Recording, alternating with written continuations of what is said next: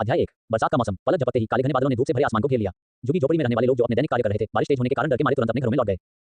झुग्गी झोपड़ियों की गलियों में बारिश का पानी जमा होने लगा और तेजी से फैलने लगा, जिससे गरीब लोगों के घर पूरी तरह से डूब गए। सदियों से उपेक्षित जल निकासी व्यवस्था अपना काम ठीक से नहीं कर पा रही थी, जिसके चलते झुग्गी झोपड़ियों की पूरी बाहरी दीवार बारिश के पानी से भर गई थी। मीशान अनाथालय में दरवाजे के पास 30 वर्ष की एक महिला 7 से 11 वर्ष की आयु के एक दर्जन बच्चों को तैयार किए गए रेत के बोरे ले जाने के लिए प्रेरित कर रही थी और उन्हें उग्रवाद को रोकने की उम्मीद में दहलीज के ऊपर ढेर कर रही थी। डीन, इधर आओ और मदद करो। उसे फोन करना बेकार है, वह मूर्ख है। वास्तव में रेत की बोरियां उठाते उठाते थके हारे कुछ पसीने से तरबतर लड़कों ने खिड़की से कुछ ही दूरी पर चुपचाप खड़े एक छोटे लड़के को देखा। हालांकि वे गुस्से में थे, पर वे जानते थे कि इसका कोई फायदा नहीं है। वे बस चुप रहे और दरवाजे तक रेत की बोरियां पहुंचाने का काम जारी रखा। वह छोटा लड़का 7 या 8 साल का लग रहा था। उसका पतला लेकिन लंबा कद उसे 11 साल के बच्चे जैसा दिखाता था।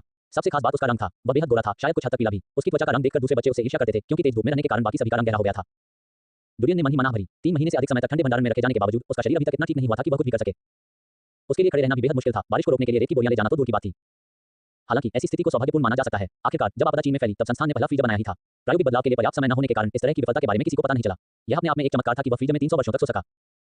फिर भी उसे खुशी महसूस नहीं हुई। वह तो बच गया, लेकिन उसके माता-पिता और बहन वहीं फंसे रह गए और उन्हें उस भयानक आपदा का सामना करना पड़ा। अगर वे चमत्कारिक रूप से बच भी जाते, तो भी 300 साल बाद वे धूल में दब चुके होते। इस विशाल नई दुनिया में अब उसके कोई प्रियजन नहीं थे। उसे इस नई दुनिया का अकेले ही सामना करना होगा। दुख तो था, पर उसने हिम्मत नहीं हारी, क्योंकि वह जानता था कि उसके माता-पिता ने उसे जीवन का दूसरा मौका दिया है। वह आसानी से हार नहीं मानेगा। वह न केवल सुख सुविधाओं से गुजारा करेगा, बल्कि अपने दिवंगत परिवार को गौरवान्वित करने के लिए हर संभव प्रयास करेगा। सौभाग्य से ईश्वर ने अंततः मानव जाति को आश्रय दिया। जब डुरियन कोल्ड स्टोरेज से बाहर निकला, तो उसके मन में पहला विचार यही आया कि वह पृथ्वी पर जीवित एकमात्र व्यक्ति है। कोल्ड स्टोरेज के कचरे के ढेर से बाहर निकलते ही उसे पता चला कि मनुष्य अभी विलुप्त नहीं हुए थे। आपदा में केवल कुछ ही लोग बचे थे, लेकिन 300 वर्षों के विकास के बाद मानव जनसंख्या काफी बढ़ गई थी। दुर्भाग्यवश आपदा के कारण प्रौद्योगिकी और सभ्यता का लंबे समय से विनाश हो चुका था। डुरियन को विज्ञान और प्रौद्योगिकी के पुराने युग का कोई भी प्रतीक नहीं मिला। विद्युत शक्ति के ज्ञान के अभाव ने बुनियादी जीवन में और भी कठिनाइयां पैदा कर दी। जैसे जैसे डुरियन अपने विचारों में खोता गया, खिड़की के बाहर का तूफान धीरे धीरे थमता गया। घर में मौजूद सभी लोगों को राहत मिली जब उन्होंने देखा कि रेत की बोरियों के पीछे पानी का स्तर घट रहा है। थकान उन पर हावी हो गई, मानो वे अभी किसी अंतहीन लड़ाई से लौटे हों। अधेड़ उम्र की महिला ने अपना सिर उठाकर देखा कि काले बादल धीरे धीरे छट रहे हैं और धूप वाला आसमान दिखाई दे रहा है। उसने कहा, कैफेटेरिया में रात के खाने के लिए तैयार हो जाओ। खाओ। शब्द सुनते ही बच्चों की आंखें चमक उठीं। उनकी पिछली थकान पल भर में दूर हो गई और वे दौड़कर कमरे में वापस गए। मोम की घास से बने जूते पहने और व्यवस्थित ढंग से कतार में खड़े हो गए। डीन, खाने के लिए तैयार हो जाओ। तभी एक आवाज ने डुरियन को पुकारा। आवाज एक 7 साल के लड़के की थी। उसने डुरियन के कंधे पर थपथपाया और कैंटीन की ओर इशारा किया। डुरियन को बार्टन नाम का एक लड़का याद था। बार्टन अनाथालय के उन गिने चुने बच्चों में से एक था जिनका स्वभाव नेक था। पिछले 300 वर्षों में भाषा बदल जाने के कारण डुरियन उसे समझ नहीं पाता था और अनाथालय में आने के समय से ही चुप रहता था, जिससे सभी को लगता था कि वह मंदबुद्धि है या उसे कोई मानसिक समस्या है। इसलिए स्वाभाविक रूप से उसे बार्टन के साथ विकृत बच्चों के समूह में रखा गया था। अनाथालय में रहने वाले बच्चों को आमतौर पर 2 समूहों में बांटा गया था। पहला समूह उन बच्चों का था जिन्हें उनके माता-पिता ने छोड़ दिया था। दूसरा समूह उन बच्चों का था जिन्हें शारीरिक विकृति के कारण उनके माता-पिता ने छोड़ दिया था। डुरियन ने सिर हिलाया और बार्टन के पीछे स्तंभों के पास वाली कतार में चला गया। जैसे ही बार्टन डुरियन से घास की चप्पलें पहनने को कहने ही वाला था, उसने अनजाने में नीचे देखा। डुरियन को काफी देर से हल्के हरे रंग की चप्पलें पहने देखकर उसे अपनी मूर्खता का एहसास हुआ। उस समय तक दुनिया में प्लास्टिक का आविष्कार नहीं हुआ था। मोम से बनी घास के जूते और कपड़े बारिश से बचाव के सबसे आम साधन बन गए थे। घास की यह प्राकृतिक किस्म जो हर जगह पाई जाती थी, में मोम की एक पतली उत्तल परत होती थी जो प्रभावी रूप से तेज बारिश को रोकती थी और इस प्रकार यह एक आवश्यक घरेलू वस्तु बन गई। सभी लोग संकरे आधे मीटर ऊंचे पत्थर के बने रास्ते के किनारे किनारे सावधानीपूर्वक चल रहे थे। हालांकि बारिश का पानी केवल उनके टखनों तक ही था, फिर भी अगर कोई पानी में गिर जाता तो सबसे मजबूत व्यक्ति भी गंभीर रूप से बीमार पड़ जाता। सीमित सीटों के कारण कैफेटेरिया की सबसे अच्छी सीटें तुरंत उन स्वस्थ बच्चों ने हथिया ली। डुरियन, बार्टन और बाकी विकृत बच्चे बहुत पहले ही पीछे के कोने में कई ढेर सारे पत्थरों से बनी मेजों पर बैठने के आदी हो चुके थे। मैंने सुना है कि इस बार गोद लेने के लिए एक डॉक्टर और एक निर्माण मजदूर आए हैं। आंटी दाई ने कहा कि इस अवसर का लाभ उठाओ और अच्छा प्रदर्शन करो। अगर आपको कोई डॉक्टर गोद ले तो बहुत अच्छा होगा। मैं निर्माण मजदूर द्वारा गोद लिया जाना ज्यादा पसंद करूंगी। शायद मुझे सिल्विया की विशाल दीवार पर चढ़ने और बाहरी दुनिया देखने का मौका मिल जाए। बार्टन और कई अन्य बच्चे फुसफुसाते और बातें करते रहे। इनमें से कोई भी बच्चा सामान्य नहीं लग रहा था। कुछ बच्चों का एक कान गायब था, जबकि कुछ के आधे चेहरे पर निशान थे। उनकी बातें सुनकर डुरियन की आंखों में चमक आ गई, लेकिन वह चुप रहा। दुर्भाग्यवश डीन का दिमाग अच्छा नहीं है, वरना ऐसे रूप रंग और शरीर वाले लोग उसे जरूर चुन लेते। बार्टन ने अचानक आंख भरी और अपनी आंखों में खेद लिए डुरियन की ओर देखा। अन्य बच्चे अनुत्तरदायी डुरियन को देख रहे थे और सभी अपना सिर हिला रहे थे। अन्य बच्चे भी अनुत्तरदायी डुरियन को देखते रहे, लेकिन उन्होंने बस अपना सिर हिलाया। बहुत पहले उन्होंने तय किया था कि चाहे किसी को भी गोद लिया जाए, वे वापस आकर बाकी बच्चों की मदद करने की पूरी कोशिश करेंगे।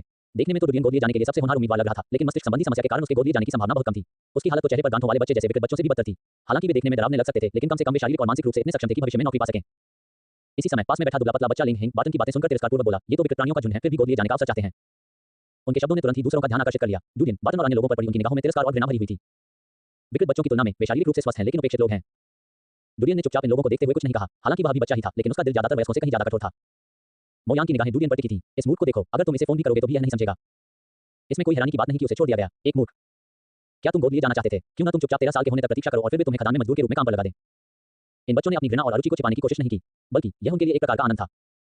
खाना परोसते समय अधेड़ की महिला ने हल्के से चिल्लाकर कहा, चुप हो जाओ। क्या तुम खाना नहीं खाना चाहते? ये सुनकर उनके चेहरों पर दिख रहा अहंकार तुरंत मासूमियत के भाव में बदल गया, मानो कुछ हुआ ही न हो। अल्पविराम। अगले दिन चांदी जैसे भूरे रंग के बादल धीरे धीरे छट गए और सूरज की रोशनी झुग्गी झोपड़ियों पर पड़ने लगी। बरसात के मौसम में इस तरह का अच्छा मौसम दुर्लभ था। आज मीशान अनाथालय के बच्चों के लिए बहुप्रतीक्षित बड़ा दिन भी था, गोद लेने का दिन। सभी परिवारों ने इस दिन अनाथालय आने और एक बच्चे को चुनने का मौका पाने के लिए पहले से ही बुकिंग करा ली थी। सुबह के काफी समय होने के बावजूद डुरियन समय पर उठ गया। इस दुनिया में भले ही अलार्म घड़ियां न हो, लेकिन उसकी जैविक घड़ी कभी गलत नहीं हुई थी। उठने के बाद उसने जल्दी से अपना बिस्तर साफ किया और साफ पानी से चेहरा धोया। कपड़े पहनने के लिए तकिए के पास से कपड़े उठाते समय उसे अचानक कपड़े के अंदर एक बैंगनी रुमाल मिला। डुरियन चौंक गया और उसे वह ठंडी रात याद आ गई जब एक छोटी लड़की उसे अनाथालय ले गई थी। दुर्भाग्य से आसमान इतना अंधेरा था कि एक दूसरे का चेहरा साफ दिखाई नहीं दे रहा था। पिछले 3 महीनों में उसने जाना था कि बाहरी दीवार के ऊपरी हिस्से में रहने वाले ही इस तरह के उत्तम कपड़े खरीद सकते हैं। उसके चेहरे से धूल पोंछने के लिए रुमाल वहीं छोड़ दिया गया था। डुरियन ने रुमाल एक तरफ रख दिया और अनाथालय के बाहर खुले मैदान की ओर चल दिया। हालांकि उसके मन में उसके एकमात्र माता-पिता उसके जैविक माता-पिता ही थे, फिर भी वह जल्द से जल्द गोद लिया जाना चाहता था।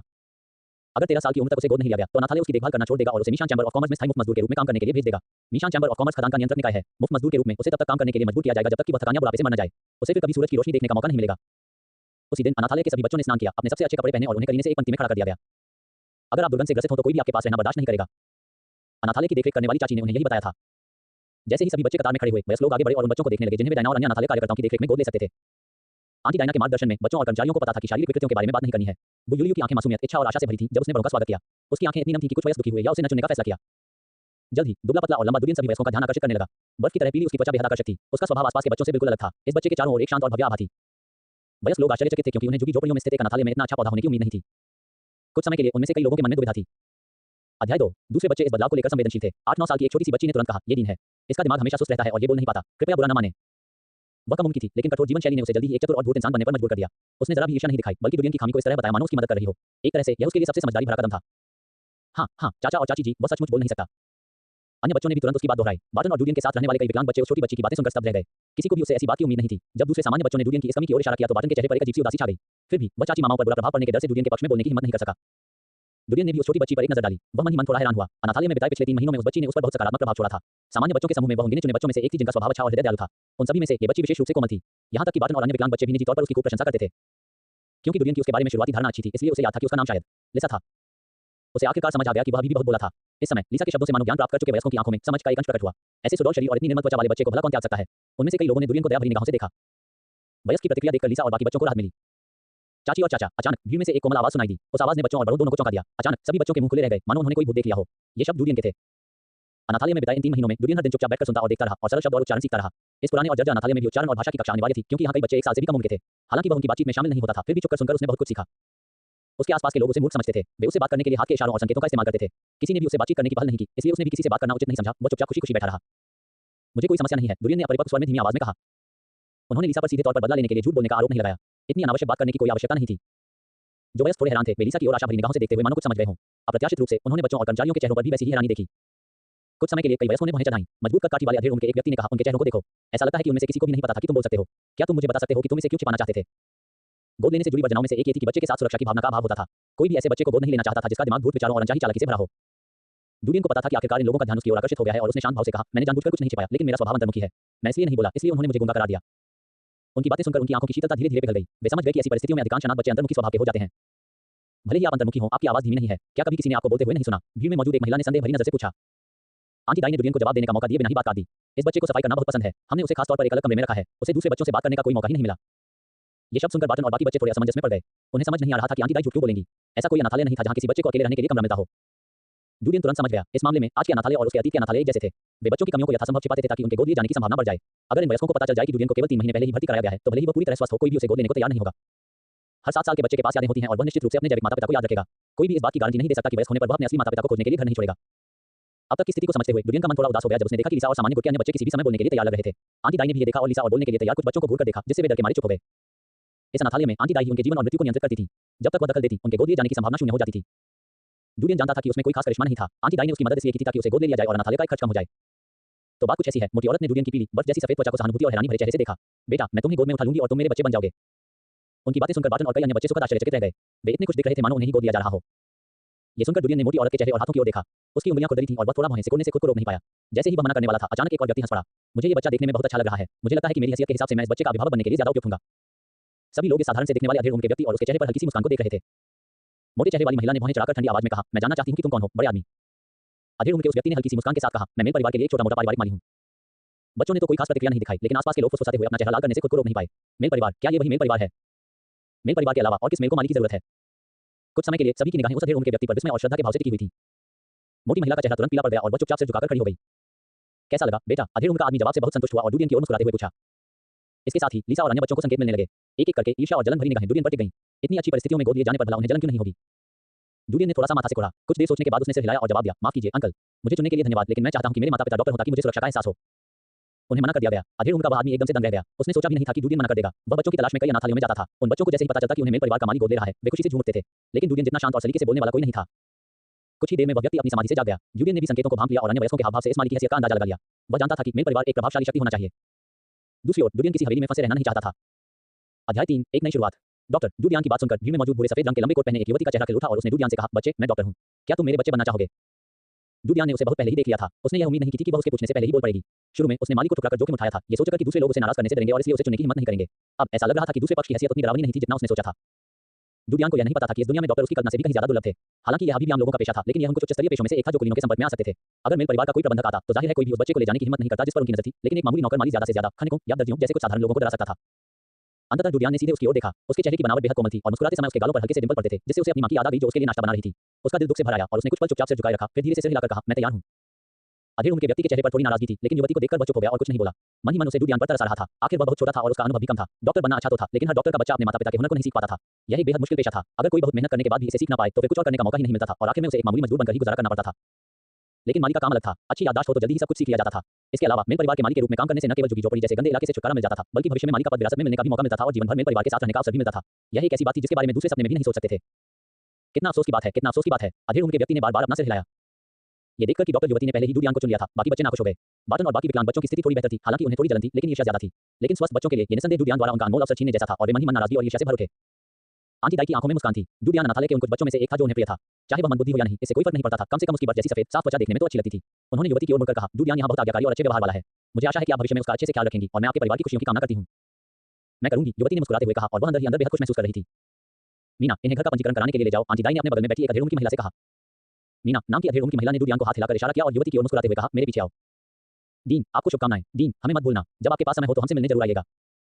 बार्टन और विकृत बच्चों का समूह अलग होने के लिए अनिच्छुक थे। पिछले 3 महीनों में डूडियान को उनसे बहुत देखभाल मिली थी और उसने मुस्कुराते हुए कहा, मैं वापस आऊंगी, लेकिन ज्यादा निराश मत होना, शायद जब मैं लौटूं तब तक आप सभी को गोद लिया जा चुका होगा। हालांकि बार्टन और विकृत बच्चों का समूह अपनी स्थिति से अवगत था, फिर भी वे हंसते रहे। मैं तुम्हें चुनूंगा। जैसे ही डूडियान जाने लगा, उसने अचानक माली यानी अधेड़ उनके व्यक्ति को बोलते सुना। वह खुद को रोक नहीं पाया और उसने देखा कि वह भीड़ में लिसा की ओर इशारा करते हुए मुस्कुरा रहा था और कह रहा था, छोटी बच्ची, तुम तो बहुत अच्छी हो, क्या तुम मेरी बेटी बनना चाहोगी? लिसा ने अविश्वास भरे चेहरे से उसे खाली निगाहों से देखा। उसके आसपास मौजूद अन्य स्वस्थ बच्चे उसे ईर्ष्या भरी नजरों से देखने से खुद को रोक नहीं पाए। डूडियान ने एक नजर डाली, फिर अपनी नजरें हटा ली। आंटी मीना के पास गया और उनके और उस महिला के पीछे पीछे चला गया जो जल्द ही उसकी नामात्र की मां बनने वाली थी और खुले मैदान से बाहर निकल गया। उसके बाद से वह और इस अनाथालय के अन्य बच्चे अपने अपने परिवारों में रहने लगे, हमेशा के लिए दूरी से अलग हो गए, शायद फिर कभी न मिल पाएं। Dot dot dot dot dot dot अनाथालय में परिवार पंजीकरण की प्रक्रिया बहुत सरल थी। सबसे पहले गोद लेने वाले व्यक्ति की पहचान सत्यापित करें। दूसरा, गोद लेने वाले व्यक्ति के रोजगार के प्रमाण की पुष्टि करें। उपरोक्त दोनों बिंदुओं का उद्देश्य ये पुष्टि करना था कि क्या गोद लेने वाला व्यक्ति कानून द्वारा निर्धारित गोद लेने की शर्तों को पूरा करता है। यदि किसी के पास नौकरी नहीं थी या यदि उनकी नौकरी सबसे सस्ती शारीरिक श्रम वाली थी, तो वे बच्चे को गोद लेने के योग्य नहीं थे। तीसरा और अंतिम चरण अनुबंध पर हस्ताक्षर करना था, जिससे दोनों पक्षों के बीच गोद लेने के संबंध की पुष्टि हो सके और साथ ही उस अनाथालय द्वारा डूडियान के लिए आवेदन किए गए घरेलू पंजीकरण को गोद लेने वाले के नाम पर स्थानांतरित किया जा सके। अंत में और सबसे महत्वपूर्ण बात, गोद लेने की फीस थी। जी हाँ, यही इस दुनिया के अनाथालयों की आय का मुख्य स्रोत था। पुराने जमाने के अनाथालयों में गोद लेने की शर्तें पूरी करना ही काफी था, पैसे की जरूरत नहीं होती थी। लेकिन यहाँ मामला अलग था। इसे गोद लेना कहा जाता था, लेकिन असल में यह बेचने के बराबर था। एक तरह से ये पुराने जमाने के मानव तस्करों जैसा ही था, बस फर्क इतना था कि यहाँ ये कानूनी था। डूडियान ने अभी तक इस दुनिया की मुद्रा नहीं देखी थी। उसने केवल अपनी नामात्र की मां को हरे रंग के कागजी नोटों का एक मोटा बंडल निकालते हुए देखा, जो पुराने जमाने के कागजी नोटों के आकार का था, जिस पर एक विशाल ग्रेट वॉल छपी हुई थी, जो काफी हद तक सिल्विया ग्रेट वॉल जैसी दिखती थी। जब उसने मुस्कुराते हुए आंटी मीना को पैसों का एक गट्ठा दिया, जो स्पष्ट रूप से पहले से गिना हुआ था, तो डूडियान को आखिरकार समझ में आ गया कि जब वह पहली बार अनाथालय आया था तो उन्होंने उसे इतनी आसानी से क्यों स्वीकार कर लिया था। भले ही अनाथालय पैसों की तंगी से जूझ रहा था और आसपास का वातावरण जर्जर था, फिर भी उन्होंने निस्वार्थ भाव से उस अजनबी को भोजन और आश्रय दिया था। दरअसल उसके यहाँ कुछ ही महीनों के रहने से उन्हें इतनी बड़ी रकम मिल गई थी। मन ही मन एक गहरी आह भरते हुए डूडियान को लगा कि शायद उसे दोनों दुनियाओं के बीच के अंतर को ठीक से समझना चाहिए। योग्यता की उत्तरजीविता या तो इस दुनिया के अनुकूल ढल जाए या इस दुनिया को अपने अनुकूल ढलने पर मजबूर कर दे। इस समय गोद लेने की फीस चुकाने के बाद युवती ने हस्ताक्षरित अनुबंध को एक तरफ रख दिया, नीचे झुकी, डूडियान के बालों को सहलाया और धीरे से कहा, बच्चे, अब से मैं तुम्हारी मां हूं, मेरा नाम जुड़ा है। डूडियान ने उसकी हल्की भूरी आंखों में देखा और जान गया कि बड़े होने से पहले यही महिला उसकी एकमात्र सहारा होगी। वह कुछ पल चुप रहा और फिर बोला, क्या मैं पहले आपको आंटी जुड़ा कह सकता हूं? जूला थोड़ी हैरान रह गई। पास ही में अनुबंध का आयोजन कर रही मीना ने ये सुना और हल्के से डांटते हुए कहा, अशिष्टता मत करो, अब से वह तुम्हारी मां है, तुम्हें भविष्य में उसके साथ अच्छा व्यवहार करना होगा और हमारे अनाथालय को कलंकित नहीं करना होगा।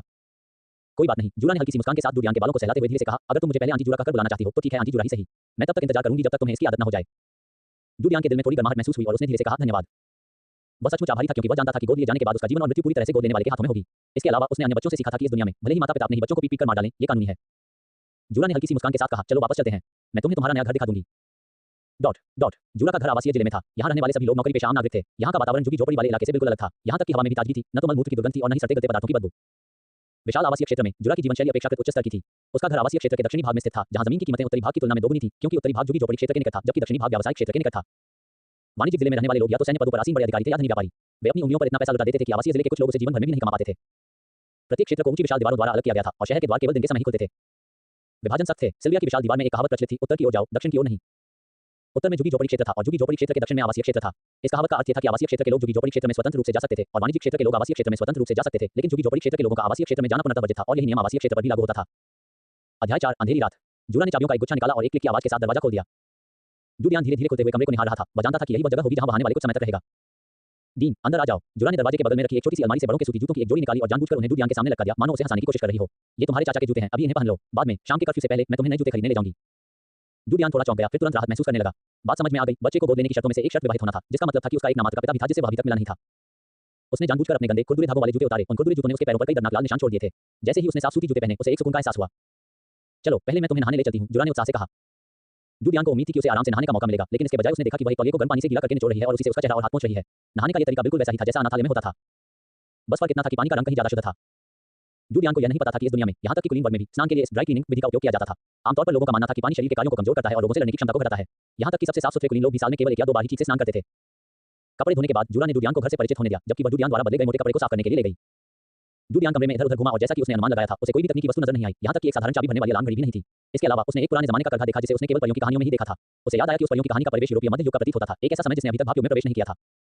हालांकि एक अकेला करघा बहुत कुछ निर्धारित नहीं कर सकता था, लेकिन डूडियान पिछले कुछ महीनों में उसने जो कुछ देखा था उस पर विचार करते हुए पहले से ही आश्वस्त था कि इस आपदा के बाद की दुनिया में सभ्यता का स्तर शायद भाप से पहले के कांस्य युग तक ही विकसित हुआ था, जिसने अभी धातु का उपयोग करना सीखा था। इस खोज के कारण उनके मन में अनायास ही कुछ विचार उभर आए। शाम होते होते आसमान धीरे धीरे अंधेरा छाने लगा और हवा थोड़ी ठंडी हो गई, ऐसा लग रहा था कि फिर से बारिश होने वाली है। जूरा को डर था कि डूडियान को अंधेरे से डर लगता होगा, इसलिए उसने सुबह जल्दी ही एक तेल का दीपक जला दिया। मन पीली रोशनी डूडियान के चेहरे पर पड़ रही थी। हर बार जब वह उसे देखती, जूरा विस्मय से भर जाती। वह सचमुच बहुत गोरा और निर्मल था, यहाँ तक कि उसकी अपनी त्वचा से भी अधिक सफेद। बारिश होने वाली है, क्या चाचा जी अभी तक नहीं लौटे? डूडियान ने खिड़की से बाहर देखते हुए पूछा। जूरा मुस्कुराई, ये सोचकर कि वह कितना अच्छा बच्चा है, और बोली, चाचा इन कुछ दिनों में सामान का एक बैच जल्दी जल्दी खत्म करने में लगे हैं और आज रात वापस नहीं आएंगे। क्या तुम्हें भूख लगी है? तुम क्या खाना चाहते हो? मैं बनाकर लाती हूँ। आपके पास जो कुछ भी है वह ठीक है। कितना अच्छा बच्चा है, तो मैं तुम्हें माँ के हाथ का बना खाना चखाऊंगी। मैं गारंटी देती हूँ कि तुम्हें ये बहुत पसंद आएगा, जूरा ने पूरे आत्मविश्वास से कहा। पलक झपकते ही 1 महीना बीत गया। डूडियान उस नामात्र के पिता रे से पहले ही मिल चुका था, जो एक लंबा पतला साधारण दिखने वाला अधेड़ उम्र का आदमी था। उसका स्वभाव भी जूरा जैसा ही था, दूसरों के प्रति सौम्य। उसका पेशा दर्जी था और घर पर रखा करघा ही उसका कार्यस्थल था। जब काली बर्फबारी का मौसम आता था तो वह सामान घर लाकर उस पर काम करता था, क्योंकि कारखाने में कोयले या लकड़ी के चूल्हे नहीं होते थे। जूरा द्वारा बच्चे को गोद लेने के विषय पर उन दोनों के बीच स्पष्ट रूप से चर्चा हुई थी। जब वह पहली बार घर आया और उसने डूडियान को देखा तो उसका चेहरा भी अनाथालय के उन वयस्कों की तरह आश्चर्य से भरा हुआ था। जब उसे पता चला कि डूडियान में अंतर्मुखी स्वभाव के अलावा कोई और समस्या नहीं है, तो वह और भी संतुष्ट हो गया और कई दिनों तक मुस्कुराता रहा। रात में आपदाकालीन बारिश के मौसम में आमतौर पर होने वाली मूसलाधार बारिश एक बार फिर आ गई और बारिश बूंद-बूंद करके बरसने लगी। अपने छोटे से कमरे में सो रहे डूडियान ने अचानक अपनी आंखें खोली और उठ बैठे, तब उन्हें एहसास हुआ कि यह सिर्फ एक बुरा सपना था। फिर उन्होंने महसूस किया कि उनका पूरा शरीर ठंडे पसीने से भीग गया है। पसीने से उनके कपड़े उनकी त्वचा से चिपक गए हैं, जो काफी असहज था। उन्होंने अपने कपड़े झटक दिए। अचानक उन्हें पेशाब करने की तीव्र इच्छा हुई। वे तुरंत धीरे से बिस्तर से उठे, जूते पहने और धीरे से बेडरूम का दरवाजा खोला। हालांकि उन्होंने देखा कि तिरछे सामने वाले जुरा दंपति के कमरे के दरवाजे की दरार से अभी भी एक हल्की पीली रोशनी चमक रही थी और वे दंग रह गए। इतनी रात हो गई है, क्या वे अभी तक सोए नहीं हैं? डूडियान का दिल अचानक जोर से धड़कने लगा। उसे पता नहीं था कि वह क्या सोच रहा था, लेकिन अनजाने में ही वह आगे बढ़ गया।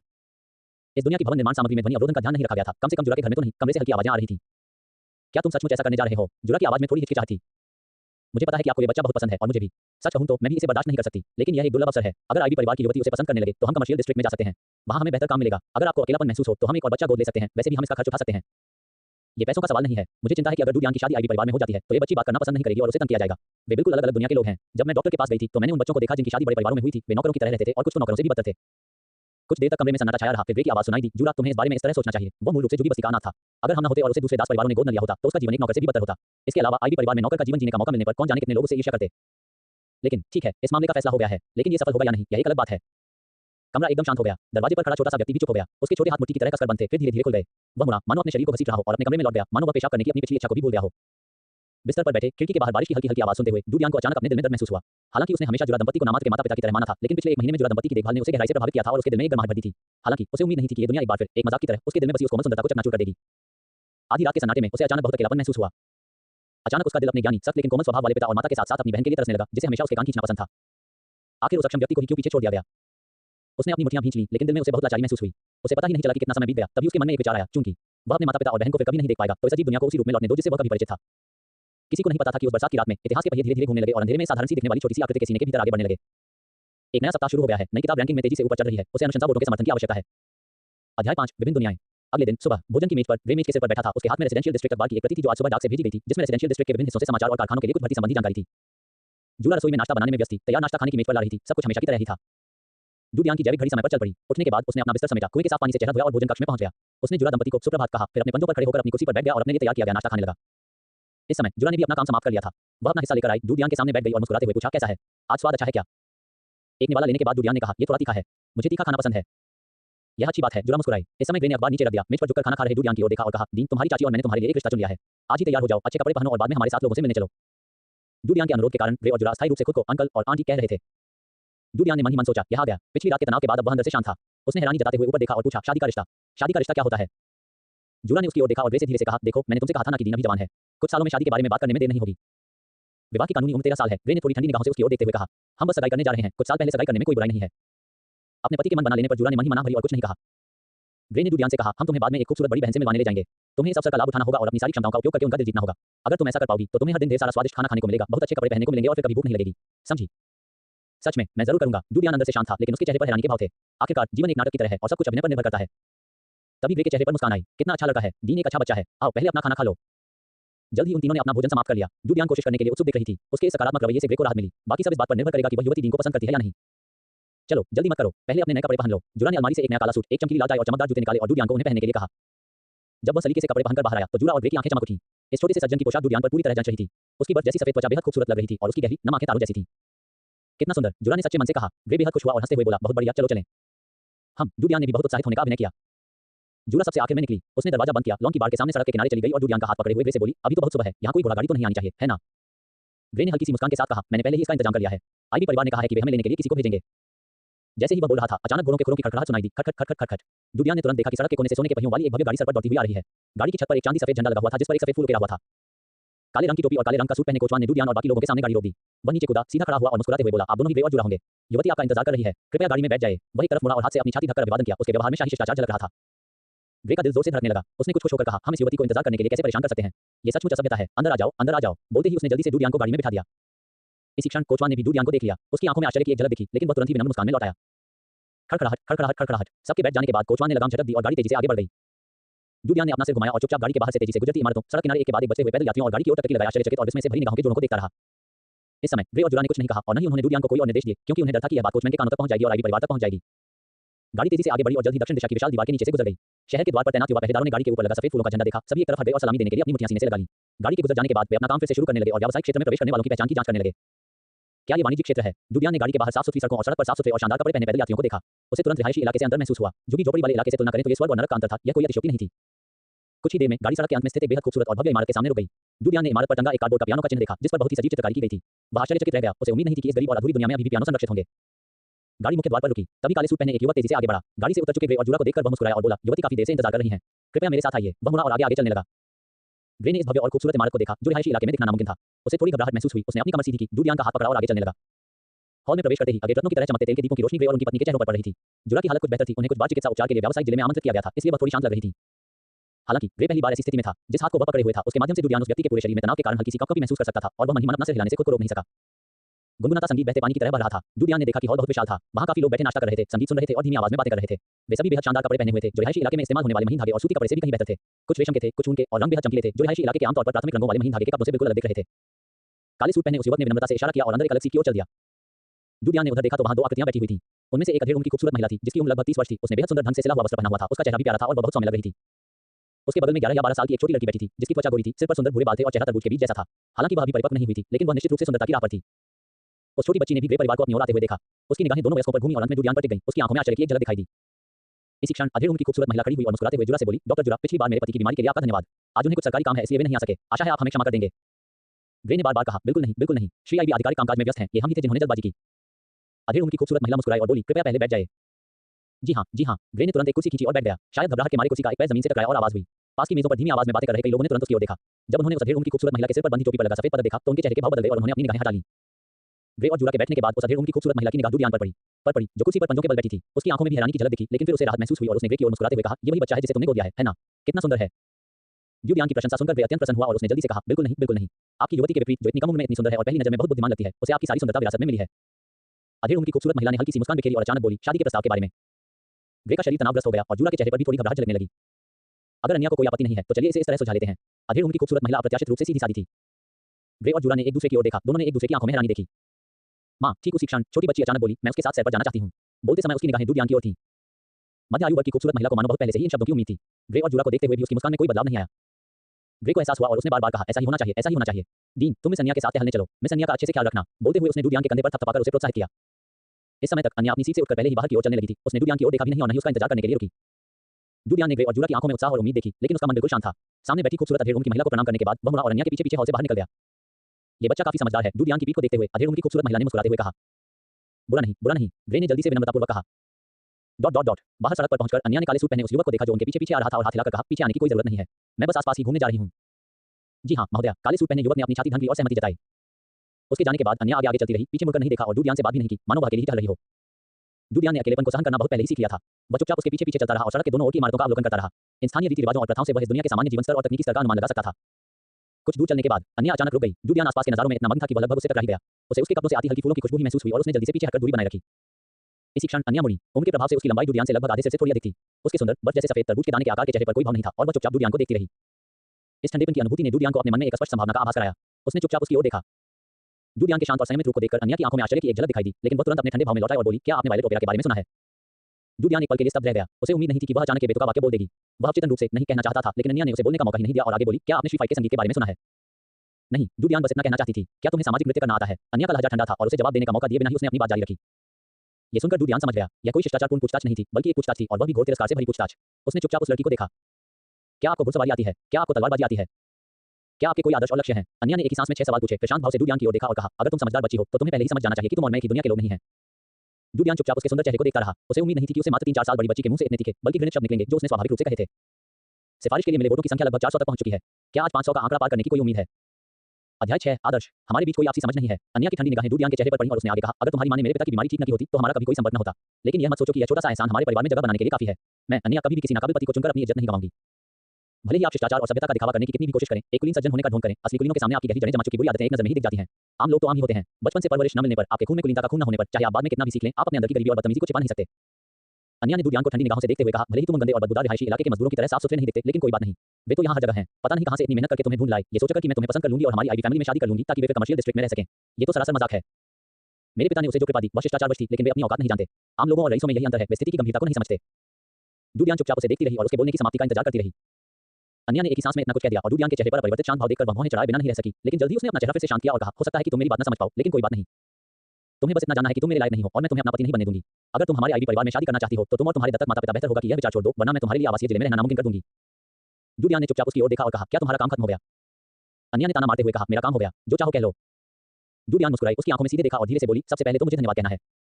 अन्या चौंक गई, कुछ हद तक स्तब्ध भी हो गई। डूडियान ने उसकी प्रतिक्रिया को अनसुना करते हुए कहा, सबसे पहले मुझे स्वीकार करने के लिए धन्यवाद, जिससे मैं आपके परिवार में शादी करने के अपमान से बच गया। मेरे पिता ने कहा था कि यही एक पुरुष के लिए बुनियादी बात है। इसे बनाए रखने में मेरी मदद करने के लिए धन्यवाद। जिस पिता की वह बात कर रहा था उसका तात्पर्य स्वाभाविक रूप से अपने सख्त, ज्ञानी और सौम्य पिता से था। अन्या असमंजस में पड़कर सुन रही थी। क्या तुम्हारे पिता तुम्हें विनम्रता का दिखावा करते हुए हमारे परिवार में जबरदस्ती शामिल करने की कोशिश नहीं कर रहे थे? दूसरा, मैं आपको धन्यवाद भी देना चाहती हूँ, डूडियान ने कहा। मुझे ये बताने के लिए धन्यवाद कि आपकी उम्र की एक छोटी लड़की को भी नजरअंदाज नहीं किया जा सकता।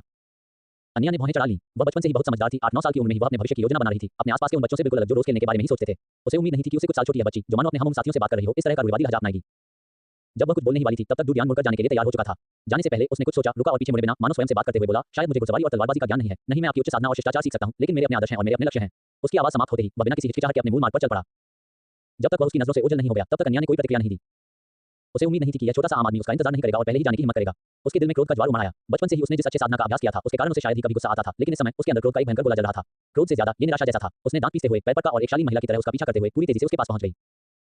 जब डूडियान ने संगीत सभागार के कोने पर लौटा तो उसे अपने पीछे अन्या के तेजी से चलने की आवाज सुनाई दी। उसकी चाल भी किसी कुलीन महिला की तरह शालीन थी। वह पीछे मुड़े बिना रुक गया और जब अन्या उसके पास पहुंची तो उसने कहा, बाद में जब बड़े लोग पूछें तो बस कह देना कि तुम्हें कोई और पसंद है। अन्या उससे सवाल करने ही वाली थी, लेकिन ये सुनकर वह गुस्से से बोली, मैं ऐसा क्यों कहूं? मैं तुम्हें यहाँ इसलिए लाई हूं ताकि वापस जाकर अपने दत्तक माता-पिता को बता दूं कि मैं तुम्हारे बारे में अच्छा नहीं सोचती और उन्हें यह विचार छोड़ देना चाहिए। डूडियान ने उदासीनता से कहा, अगर मैं गलत नहीं हूं तो तुम्हारे पिता को इस शादी के लिए सहमत होना चाहिए, लेकिन तुम नहीं हो। दूसरे शब्दों में, जब तक मैं सहमत हूं, यह मामला सुलझ सकता है। क्या मैं सही हूं? अन्या का आक्रामक चेहरा अचानक पीला पड़ गया। डूडियान सही थी, उसके पिता इस शादी के लिए राजी हो गए थे। वह और उसकी मां आज खास तौर पर ग्रे दंपति पर दबाव डालने और उन्हें अपना इरादा बदलने के लिए मनाने आई थी। तुम्हें कैसे पता चला? तुमने ही तो मुझे बताया था, डूडियान ने हल्के स्वर में कहा। अगर तुम्हारे पास विकल्प होता तो इस विवाह को अस्वीकार करने के लिए तुम्हें बस एक साधारण वाक्य ही काफी होता। मुझसे इतना कुछ कहने या मुझे धमकाने की कोई जरूरत नहीं है। इसके अलावा मुझे लगता है तुम्हारी मां कुछ ज्यादा ही सीधी सादी लग रही है, इसलिए इसमें कुछ पेचीदगी जरूर है। मेरे दत्तक माता-पिता को सीधे अस्वीकार करना तुम्हारे लिए मुश्किल है, इसलिए तुम मुझसे शुरुआत करना चाहती हो। अन्या थोड़ी हैरान थी। डूडियान ने जो कहा वह लगभग शब्दशः था, मानो उसने अन्या और उसकी मां की बातचीत पहले ही सुन ली हो। एक पल के लिए उसे लगा कि वह इस छोटे लड़के को समझ नहीं पा रही है। उसमें जो संयम और शांति थी वह किशोरों में भी नहीं पाई जाती।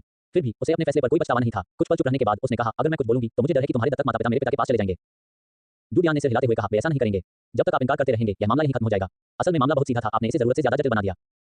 तुम्हें कैसे पता कि वे ऐसा नहीं करेंगे? अन्या ने भौहें चढ़ाते हुए कहा। उसे डूडियान का दृढ़ लहजा कुछ हद तक नापसंद था। डूडियान जानता था कि वह आश्वस्त नहीं है, इसलिए उसने धैर्यपूर्वक केवल इतना ही समझाया, आपने उनके साहस को ज्यादा आंका और उनके आत्मसम्मान को कम आंका। इस मामले में उनका मूल रवैया केवल इसे आजमाने का था, वे ज्यादा उम्मीद नहीं कर रहे थे। अन्या ने भौहें चढ़ाई, कुछ देर सोचा और फिर बोली, तो मैं बाद में कह दूंगी कि मुझे तुम पसंद नहीं हो। किसी और को पसंद करने की बात क्यों कहूं? मुझे तो कोई पसंद ही नहीं है। डूडियान ने आंखें घुमाते हुए कहा, क्या तुम एक कुलीन नहीं हो? क्या तुम्हें नहीं पता कि बोलते समय समझदारी बरतनी चाहिए? सीधे-सीधे इस तरह कहने पर वे अपना चेहरा कहां रखेंगे? अन्या ने उसकी तरफ देखा और अचानक चिढ़कर बोली, तुम्हें डर है कि अगर मैं ऐसा कहूंगी तो वे सोचेंगे कि तुमने मेरे सामने अच्छा प्रदर्शन नहीं किया और इसका बदला तुमसे लेंगे, है ना? अपनी चाल समझ में आ जाने पर भी डूडियान को कोई शर्म नहीं आई और उसने हल्के-फुल्के अंदाज में कहा, खैर मैंने तुम्हें सिखा दिया है। इसे कैसे कहना है इस बारे में तुम जो चाहो करो, लेकिन परिणाम भुगतने की जिम्मेदारी तुम्हारी ही होगी। इतना कहकर वह कोने से बाहर निकला और कॉन्सर्ट हॉल की ओर चल पड़ा। तुम, अन्या ने गुस्से से भरी हुई उसकी पीठ की ओर देखा, लेकिन अंततः उसने अपना पैर पटका और उसके पीछे चली गई। मिस, आप वापस आ गईं। काले सूट पहने युवक ने डूडियान और अन्या को आते देखा। राहत की सांस ली और उसके चेहरे पर मुस्कान आ गई। अन्य अपने कुलीन वंश के अनुरूप ही थी। कुछ ही कदमों में उसके चेहरे का क्रोध पूरी तरह शांत हो गया। उसने धीरे से हम कहा आगे बढ़ी और हॉल में प्रवेश कर गई। सफेद फूलों का झंडा लगी गाड़ी व्यावसायिक क्षेत्र से आवासीय क्षेत्र की ओर तेजी से बढ़ी और 108 लिंकन स्ट्रीट के सामने रुक गई। डूडियांग का 3 सदस्यीय परिवार गाड़ी से उतर गया। कोचवान ने चाबुक झटकाया और गाड़ी सर पर दौड़ पड़ी। जूरा ने अपने पति के उदास चेहरे पर एक नजर डाली और डूडियांग को पहले दरवाजा खोलने के लिए कहा। किसी और को पसंद करने का बहाना तो बस एक बहाना है। ये तो साफ है कि वे हमारी हैसियत से नफरत करते हैं और खुद को रईस कहते हैं। आखिरकार मुझे समझ आ गया, वे सब पाखंडी और घमंडी लोग हैं। घर पहुंचकर ग्रे ने गुस्से में अपनी भड़ास निकाली। जूरा ने जल्दी से कहा, चुप रहो, आवाज कम रखो, दूसरों को सुनने मत दो। ग्रे का गला रुंध गया। उसे ये सब बुरा लगा लेकिन उसने कुछ और नहीं कहा। निजी तौर पर रईसों के बारे में बात करना एक गंभीर अपराध था। जूरा ने बगल में खड़े डूडियांग से कहा, डीन, तुम पहले अपने कमरे में जाकर आराम करो और बाद में खाना खाने के लिए बाहर आना। आज भी तुम थके हुए हो। ग्रे ने डूडियांग की ओर देखा। उसके होंठ हल्के से हिले लेकिन उसने कुछ नहीं कहा, बस अपने दिल में निराशा का भाव महसूस कर रहा था। साथ बिताए 1 महीने में वह जानता था कि डूडियांग एक नेक बच्चा है और कभी कोई असभ्य हरकत नहीं करेगा। अगर उसे किसी को दोष देना ही था तो वह केवल दूसरे पक्ष को ही दोष दे सकता था क्योंकि उनके मानदंड बहुत ऊंचे थे। डूडियांग ने हम कहा सिर हिलाया और अपने कमरे में लौट गया। आधे महीने बाद 4 महीने तक चलने वाला विनाशकारी वर्षा ऋतु आखिरकार धीरे-धीरे समाप्त हो गया। उस दिन सूरज बहुत तेज चमक रहा था। ग्रे ने डूडियांग की ओर देखा जो हमेशा की तरह जल्दी उठ रहा था, मुस्कुराया और कहा, डीन, ब्लैक डेथ सीजन शुरू होने में ज्यादा समय नहीं है और विभिन्न अकादमियां भी खुलने लगेंगी। क्या तुमने तय कर लिया है कि तुम किस अकादमी में जाना चाहते हो? अध्याय 7 विकिरण स्तर। डूडियांग ने हल्के से सिर हिलाया। कुछ दिन पहले ग्रे परिवार ने उससे इस बारे में बात की थी और उम्मीद जताई थी कि वह ग्रे परिवार के दर्जी के हुनर को विरासत में पाएगा और एक बेहतरीन दर्जी बनेगा, लेकिन डूडियांग ने पहले से ही एक लक्ष्य तय कर रखा था और सीधे मना कर दिया था। ग्रे परिवार नाराज नहीं था, बच्चे के अपने विचार होना अच्छी बात थी। वे कोई गुलाम परिवार नहीं थे जो इस बात से चिंतित हो कि उनके बच्चे की अत्यधिक पढ़ाई से कोई परेशानी होगी। अफसोस की बात है, डॉक्टर बनना बहुत मुश्किल है। अगर तुम बचपन से मेरा अनुसरण करते तो शायद तुम्हें सीखने का मौका मिल जाता। जुरा ने थोड़ा अफसोस जताते हुए एक वेजिटेबल रोल उठाया। डूडियांग एक होशियार बच्चा था, लेकिन अफसोस की बात है कि उसने बहुत देर से शुरुआत की। जब तक वह स्वतंत्र रूप से काम करने लायक डॉक्टर बनेगा, तब तक वह उस उम्र को पार कर चुका होगा जब एक डॉक्टर की इंद्रियां सबसे तेज होती हैं। बताओ, तुम क्या सीखना चाहते हो? ग्रे ने हल्की सी मुस्कान के साथ पूछा। डूडियांग उनकी ओर देखा और कहा, कानून। ग्रे परिवार चौंक गया। जुरा ने तुरंत कहा, डीन, क्या तुम जानते हो कि यह किस तरह का पेशा है? मुझे पता है, ये डॉक्टर की तरह ही आम लोगों के 3 प्रमुख पेशों में से एक है। जब डूडियांग को ग्रे से पेशों की सूची मिली तो उसने तुरंत इसी पेशे को चुना। उसके लिए इस दुनिया और पुराने युग के बीच के अंतर को समझने के लिए यही पेशा सबसे महत्वपूर्ण था, यही पेशा सबसे उपयुक्त था। ग्रे ने गंभीरता से कहा, तुम्हें इस बारे में अच्छी तरह सोच लेना चाहिए। लॉ अकादमी सबसे कठिन है, डॉक्टर बनने से भी ज्यादा मुश्किल। इसके लिए बेहद लचीली सोच और तार्किक क्षमता की जरूरत होती है। हालांकि तुम एक होशियार और अच्छे व्यवहार वाले बच्चे हो, लेकिन तुम्हें अनाथालय में बुनियादी शिक्षा नहीं मिली। विधि अकादमी से स्नातक होना और एक योग्य दैवीय अधिकारी बनना बेहद मुश्किल है। डूडियांग सीधे उसकी ओर देखा और जोर देकर कहा, मैं यही सीखना चाहता हूं। ग्रे ने थोड़ा सा माथा सिकोड़ा। ये पहली बार था जब डूडियांग उनके सामने इतनी जिद कर रही थी, जिससे वह ये तय नहीं कर पा रहा था कि मना कैसे करे। पिछली बार आईवी के परिवार द्वारा ठुकराए जाने के बाद उसने कुछ धारणाएं छोड़ दी थी और अब डूडियांग को सम्मान की नजर से देखता था। अपने बच्चे की तरह मानता था, इसलिए वह आसानी से उनके रिश्ते को खराब नहीं करना चाहता था। डूडियांग को इतना गंभीर देखकर जुरा ने ग्रे की आस्तीन खींचते हुए कहा, चूंकि बच्चा सीखना चाहता है तो उसे सीखने दो। भले ही वह न्यायाधिकरण में प्रवेश न कर सके, में प्रवेश न कर पाए, एक साधारण वकील बनना भी ठीक रहेगा। कम से कम वह कानून से परिचित होगा, कानून नहीं तोड़ेगा और एक सुरक्षित और शांतिपूर्ण जीवन जी सकेगा। डूडियांग ने उसकी ओर एक नजर डाली और मन ही मन सोचा, मैं कानून का पालन करने के लिए नहीं बल्कि उसे तोड़ने के लिए सीख रहा हूं। ग्रे ने आंख भरी और कहा, ठीक है, हम उसकी बात सुनेंगे। डूडियांग ने राहत की सांस ली। उसने उन्हें ध्यान से देखा और कहा, धन्यवाद। डूडियांग की बातें सुनकर ग्रे के चेहरे पर फिर से मुस्कान आ गई। उसने कहा, चूंकि तुमने ये रास्ता चुन लिया है तो तुम्हें दृढ़ रहना होगा। अगर अंत में तुम्हारा मन न करे तो वापस आकर मुझसे सिलाई सीख लेना। कपड़ा कारीगर बनकर भी तुम अपना गुजारा कर सकती हो। डूडियांग ने हल्के से सिर हिलाया। जब ब्लैक डेथ का मौसम आया तो तापमान काफी बढ़ गया। अकादमी शुरू होने से 3 दिन पहले प्रार्थना दिवस नामक एक विशेष उत्सव मनाया जाता था। प्रत्येक परिवार समूह बनाकर आवासीय जिले के केंद्र में स्थित कैथेड्रल के सामने इकट्ठा हुआ और ईश्वर से प्रार्थना की कि वे उन्हें इस भीषण महामारी से सुरक्षित रूप से पार करा दें और यह सुनिश्चित करें कि उन पर महामारी और अन्य बीमारियां न पड़ें। यह एक भव्य समारोह था। ग्रे परिवार डूडियांग को प्रार्थना के लिए भी ले गया। डूडियांग ने इस संसार में आस्था का पहला स्थल देखा, ब्राइट चर्च। हालांकि यह आवासीय क्षेत्र में बने ब्राइट चर्च की एक शाखा मात्र थी। प्लाजा के केंद्र में एक विशाल 4 पंखों वाली देवदूत की मूर्ति स्थापित थी, जिसके हाथ सभी विश्वासियों को आलिंगन देते हुए प्रतीत होते थे, जो दया और शांति से परिपूर्ण थे। प्रार्थना दिवस बीत जाने के 3 दिन बाद विभिन्न अकादमियों में नामांकन शुरू हो गया। ग्रे परिवार डूडियांग को विधि अकादमी के सामने ले गया, जो उसके घर से लगभग 10 किलोमीटर दूर थी। उसने वहां अपने बच्चों के साथ व्यस्त माता-पिता को प्रतीक्षा करते देखा। ये माता-पिता और बच्चे सादे कपड़े पहने हुए थे और उनकी त्वचा साफ थी, जो अन्य पीले, दुबले-पतले या खुरदरी त्वचा वाले आम कामगारों से बिल्कुल अलग थी। आखिरकार विधि अकादमी की फीस बहुत अधिक थी और साधारण पृष्ठभूमि वाले आम मजदूर वर्ग के परिवार इसे वहन नहीं कर सकते थे। मैंने सुना है कि लॉ अकादमी में प्रवेश पाने के लिए एक मूल्यांकन परीक्षा उत्तीर्ण करना भी आवश्यक है। मुझे ये बहुत पहले से पता था। अन्यथा क्या आपको लगता था कि यह सिलाई अकादमी या भूविज्ञान अकादमी के समान है? मुझे नहीं पता कि यहाँ किस पहलू का मूल्यांकन किया जा रहा है। कुछ माता-पिता आपस में फुसफुसा रहे थे। ग्रे ने उत्सुकता से पूछा, क्या लॉ अकादमी को अभी भी मूल्यांकन की आवश्यकता है? बिल्कुल, ये हमारी मेडिकल अकादमी जैसा ही है। जुरा ने पलकें झपकाईं और डूडियांग की ओर देखते हुए कहा, तुम्हें अपना सर्वश्रेष्ठ प्रदर्शन करना होगा। मुझे याद है कि वे कुछ सरल चीजों का आकलन करते हैं। हमारी मेडिकल अकादमी स्मृति का आकलन करती है, इसलिए यहाँ भी कुछ ऐसा ही होना चाहिए। ग्रे को ये बात समझ में आ गई और उसने डूडियांग की ओर देखकर हंसते हुए कहा, तो फिर ये तुम्हारे प्रदर्शन पर निर्भर करता है। अगर तुम पास नहीं होती हो तो हम सिलाई अकादमी में दाखिला लेने जाएंगे। डूडियांग ने मन ही मन आंखें घुमाईं और सोचा, तुम सब मजे करो, अगर सच में स्मृति परीक्षण हुआ तो मैं परीक्षक को मिनटों में हरा दूंगा। उसका आईक्यू 142 था। पुराने जमाने में ये प्रतिभाशाली होने की श्रेणी में आता था। 120 से 140 के आईक्यू वाले लोग बुद्धिमान माने जाते थे और ज्यादातर लोगों का आईक्यू 90 से 110 के बीच होता था। उसकी उस विशालकाय बहन का आईक्यू 168 था। इसे ही तो सचमुच फोटोग्राफिक मेमोरी कहते हैं। उसे 12 साल की उम्र में हार्वर्ड विश्वविद्यालय में दाखिला मिल गया था। उनके और उनकी बहन के उच्च बुद्धि स्तर का एकमात्र कारण उनके माता-पिता से विरासत में मिले जीन थे। दोनों वैज्ञानिक थे और अंतर्राष्ट्रीय पुरस्कार जीत चुके थे। यदि आपदा ना आई होती तो क्रायोजेनिक चैम्बर के आविष्कार पर भरोसा करते हुए वे एक और अंतर्राष्ट्रीय पुरस्कार जीत लेते। इस समय आगे खड़े माता-पिता एक-एक करके अंदर आए और जल्द ही डूडियांग की बारी आ गई। अभिभावक यहीं रुके, बच्चे आकलन के लिए इधर आए। एक अधेड़ उम्र के व्यक्ति ने, जो देखने में कर्मचारी जैसा लग रहा था, ग्रे परिवार को रोका। डीन, शुभकामनाएं। जुरा ने डूडियांग के लिए उत्साह बढ़ाया, लेकिन डूडियांग चाहे जैसे भी देखे, उसे लगा कि उसकी आंखों में मुस्कान कुछ ज्यादा ही खुशी भरी थी। विशाल कमरे में प्रवेश करते ही उसने देखा कि अंदर एक अधेड़ उम्र का पुरुष और महिला परीक्षक बैठे हैं, जिन्होंने काले रंग के वस्त्र पहने हुए हैं, जिन पर सुनहरे रेशम से जटिल कढ़ाई की गई है, जो सादगीपूर्ण होते हुए भी बेहद खूबसूरत हैं। डूडियांग को देखकर वे मुस्कुराए और बोले, बच्चे इधर आओ।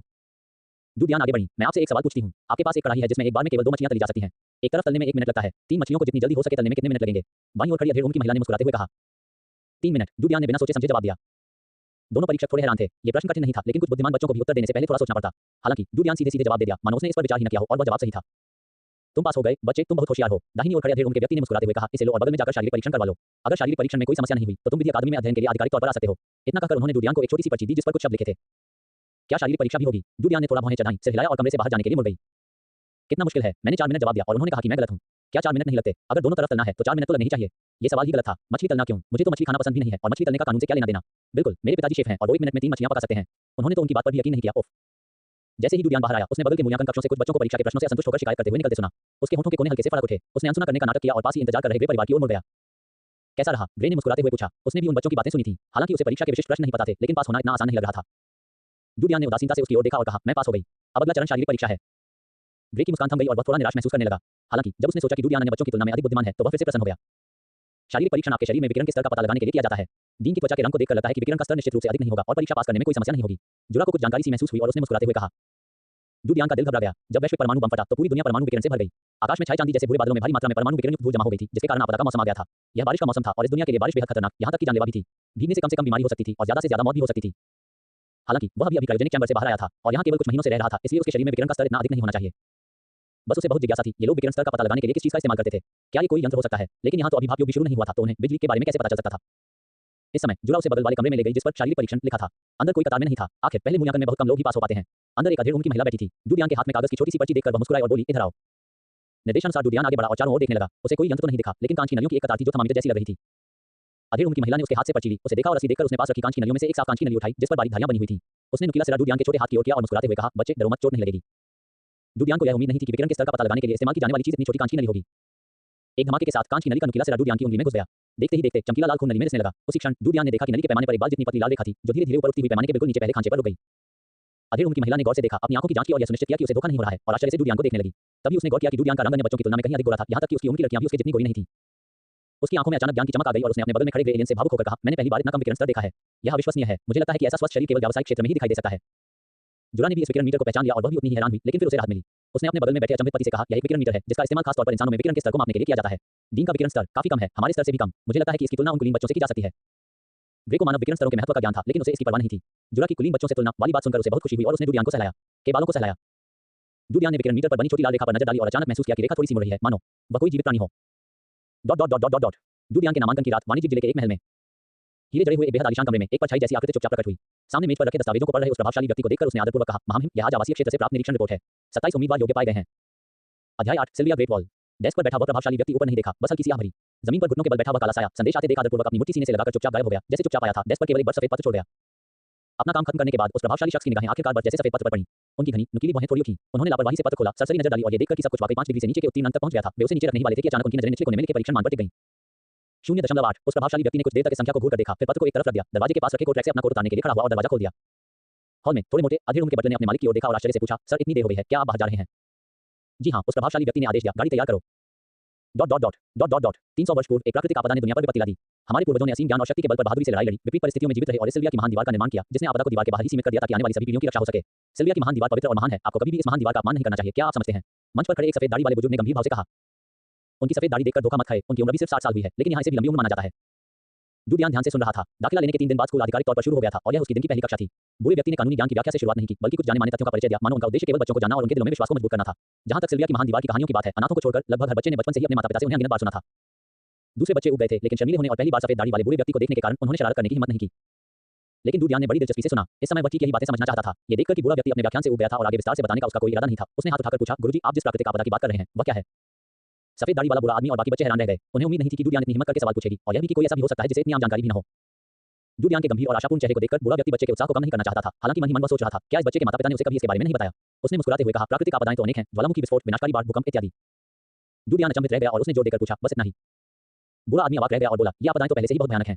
क्या तुमने अपने माता-पिता को इनके बारे में बात करते नहीं सुना? अकेले ज्वालामुखी विस्फोट से ही अनगिनत लोगों की मौत हो सकती है। क्या तुम्हें आकाश में काले बादल दिख रहे हैं? ये ज्वालामुखी विस्फोटों के कारण ही होते हैं। डूडियान ने थोड़ा सा माथा सिकोड़ा और कुछ नहीं कहा, लेकिन वह गहरी सोच में डूबा हुआ था। वह जानता था कि 300 साल पहले की आपदा कोई साधारण प्राकृतिक आपदा नहीं थी।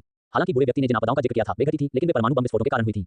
उसने जवाब जानते हुए भी यह सवाल इसलिए पूछा था क्योंकि वह ये जानना चाहता था कि बचे हुए लोगों ने उसे क्या जानकारी दी है। जाहिर है, इन वंशजों के पास आपदा का असली कारण और अंदरूनी कहानियां ज्ञात थी। शायद अंदर की कहानी इतनी भयावह थी कि उसे ऊपर बैठे शासकों द्वारा गुप्त रखा गया होगा।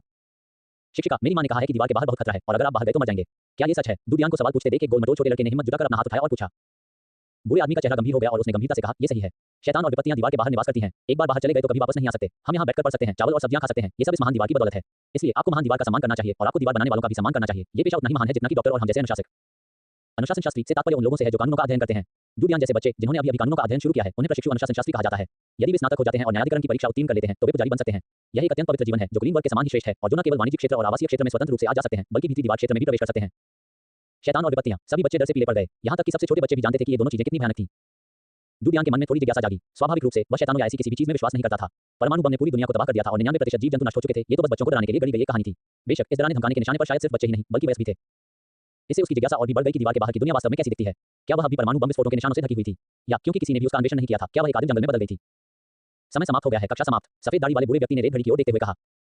बाकी बच्चे तुरंत खुशी से चिल्ला उठे। तभी काले चमड़े के कवच पहने दो युवक अचानक दरवाजे पर प्रकट हुए और कक्षा में ऐसे दाखिल हुए मानो वहां कोई और न हो। सफेद दाढ़ी वाले बूढ़े व्यक्ति कुछ बोलने ही वाले थे कि अचानक उनकी नजर उनके कंधों पर लगे काले चील के सिर वाले प्रतीक चिन्ह पर पड़ी। उनका चेहरा तुरंत मुस्कुरा उठा और वे उनके पास जाकर बोले, क्या आप दोनों सज्जन बच्चों को ले जाने आए हैं? डूडियान ने सतर्कता और भ्रम की भावना महसूस करते हुए अपने कान खड़े कर लिए। दुबले पतले युवकों में से एक ने हल्के से सिर हिलाया। उसका चेहरा ठंडा और सदा हुआ था। अब मैं नाम लूंगा। जिनका मैं नाम लूं वे खड़े हो जाएं, समझे? उसकी ठंडी तीखी निगाहें कमरे में चारों ओर घूम गईं। बच्चों के होने के बावजूद उसके चेहरे पर जरा भी नमी नहीं आई। सभी बच्चे एकदम चौंक गए और घबरा गए। सफेद दाढ़ी वाले बूढ़े व्यक्ति ने जल्दी से उन्हें दिलासा देते हुए कहा, घबराओ मत। ये दोनों सज्जन गार्ड हैं जिनके नाम पुकारे जाएंगे। उन्हें सरकारी सेवा में शामिल होने की उम्मीद होगी। ये बहुत खुशी की बात है। सरकारी नौकरी। डूडियान ने जुरा को इसके बारे में बात करते सुना था। सरल शब्दों में कहें तो ये पुराने जमाने के सरकारी कर्मचारियों के बराबर थी। आपको जीवन भर अपनी आजीविका की चिंता नहीं करनी पड़ेगी। इस दुनिया में यह एक ऐसा पेशा था जिसका सपना कई आम लोग देखते थे। हालांकि डूडियान ने इन दोनों आदमियों के कंधों पर बने प्रतीक चिन्ह को देखा। जब वह झुग्गी बस्ती से रिहायशी इलाके में दाखिल हुआ था तब उसने गार्डों पर ऐसे प्रतीक चिन्ह नहीं देखे थे और उनका चमड़े का कवच भी अलग था। इसके अलावा एक साधारण गार्ड के लिए किसी शिक्षण कर्मचारी का इतना सम्मान करना उचित नहीं था। इससे उसके मन में थोड़ा संदेह पैदा हुआ और वह तुरंत चुपचाप बिना कोई भावना दिखाए उन्हें देखने लगा।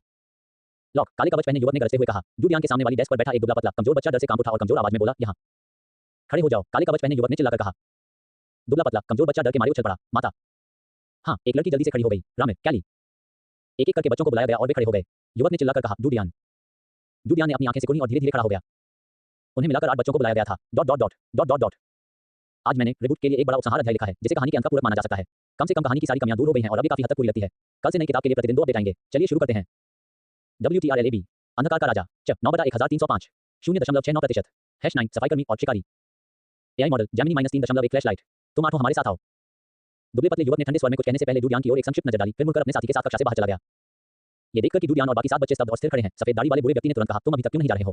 ये तुम्हारा सौभाग्य है, दूसरों को तो ऐसा मौका भी नहीं मिलेगा। उनकी बातें सुनकर बच्चे एक दूसरे की ओर देखने लगे। लंबे बच्चों में से एक बच्चा अलग खड़ा हुआ। उसने हिम्मत जुटाई और सबसे पहले उनके पीछे पीछे चलने लगा। बाकी बच्चे भी एक एक करके उसके पीछे पीछे चलने लगे। डूडियान सबसे पीछे चल रहा था, शांति से चुने गए बच्चों के साथ साथ उन बच्चों का भी अवलोकन कर रहा था जिन्हें नहीं चुना गया था। तुलना करके अपने चयन का कारण खोजने की कोशिश कर रहा था, लेकिन उसने जल्दी पाया कि कोई समान आधार नहीं था। कम से कम त्वचा के रंग या रूप रंग जैसे बाहरी कारकों से अलग करने योग्य कोई समानता नहीं थी। यदि बाहरी तौर पर कुछ भी नहीं है तो यह आंतरिक ही होना चाहिए। उसे अचानक दाखिले से पहले होने वाली शारीरिक जांच याद आ गई। उसकी निगाहें सिकुड़ गईं क्योंकि यही एकमात्र संदिग्ध बात प्रतीत हो रही थी। जब वह मन ही मन सोच रहा था तभी वह अन्य बच्चों के पीछे पीछे लॉ अकादमी के बाहर स्थित विशाल खेल के मैदान में पहुंच चुका था। जैसे ही वह पहुंचा, डूडियान ने अकादमी के गेट पर एक काली गाड़ी खड़ी देखी। गाड़ी के पहियों में लोहे की छड़ें और बड़े बड़े कीलें जड़ी हुई थी जो देखने में बेहद मजबूत लग रही थी। गाड़ी खींचने वाला घोड़ा तो और भी आश्चर्यजनक था। वह लगभग 3 मीटर लंबा था और पूरी तरह से स्टील के कवच से ढका हुआ था। वहां एक भयंकर जानवर की तरह खड़ा था। केवल डूडियान ही आश्चर्यचकित नहीं थी, अन्य बच्चे भी अवाक रह गए थे। इधर आओ, गाड़ी में बैठ जाओ, दुबले पतले युवक ने संक्षिप्त रूप से कहा। सभी बच्चे एक पल के लिए झिझक गए। जो लंबा बच्चा पहले सबसे आगे चल रहा था उसने जानबूझकर नेता की भूमिका अपना ली और हिम्मत जुटाकर पूछा, माफ कीजिए, हम कहां जा रहे हैं? दुबले पतले युवक ने उसे ठंडी निगाहों से घूरते हुए कहा, जब कहा जाए तो बस गाड़ी में बैठ जाओ। ठंडी तीखी निगाहों ने उस लंबे बच्चे को कपकपा दिया। उसके रोंगटे खड़े हो गए। उसका चेहरा पीला पड़ गया और उसने आगे कुछ भी पूछने की हिम्मत नहीं की। उसने विशाल घोड़े से सावधानीपूर्वक बचते हुए गाड़ी की सीढ़ियों पर चढ़ गया। ये देखकर बाकी बच्चे भी भयभीत हो गए और आज्ञाकारी होकर उनके पीछे पीछे चलने लगे। गाड़ी बेहद विशाल थी जिसमें 8 बच्चों को आराम से बिठाने के लिए पर्याप्त जगह थी। डूडियान एक कोने में बैठी थी। उसके दोनों ओर 2 घबराए हुए बच्चे थे। वह चुपचाप काले कवच पहने उस युवक को देखता रहा जो सामने कोचवान की सीट पर कूदकर बैठ गया था। उसे अचानक यह महसूस हुआ कि उसे जल्द से जल्द अपनी जान बचाने के लिए कुछ करना चाहिए। ये दुनिया उसकी कल्पना से कहीं अधिक खतरनाक थी। हालांकि कानून मौजूद थे, फिर भी जाहिर है कि कुछ प्राणी कानून की अवहेलना करने में सक्षम थे। जहां तक मानवाधिकारों का सवाल है, एक सामंती समाज में जहां दास और कुलीन वर्ग मौजूद थे, वहां मानवाधिकारों में निश्चित रूप से समानता और स्वतंत्रता शामिल नहीं थे। लॉ अकेडमी से गाड़ी अविश्वसनीय रूप से तेज गति से निकल गई। सड़क के दोनों ओर की इमारतें पीछे की ओर उड़ गईं। कुछ समय बाद डूडियान ने एक ऊंची दीवार देखी जिस पर एक बड़ा अक्षर खुदा हुआ था।